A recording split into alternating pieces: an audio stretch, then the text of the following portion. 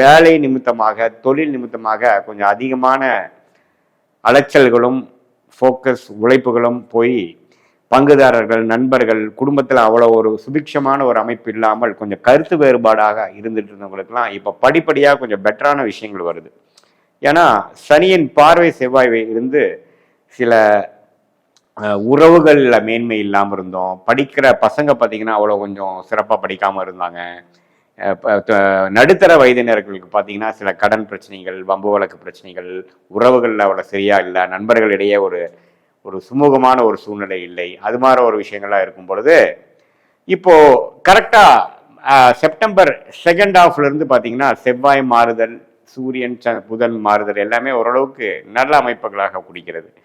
So ஓரளவுக்கு மேலோட்டமாக பார்க்கும் பொழுது குரு பார்வை சனி இருக்கக்கூடிய சஞ்சாரம் எல்லாமே கொஞ்சம் நல்லா இருக்கிறதுனால இந்த செவ்வாய் விலகுவது பார்த்தீங்கன்னா ஒரு விதமான சில வம்பு வழக்குகள், உடல் உபாதைகள், அது மாதிரி விஷயங்கள்லாம் கொஞ்சம் சரியாகும். இப்போ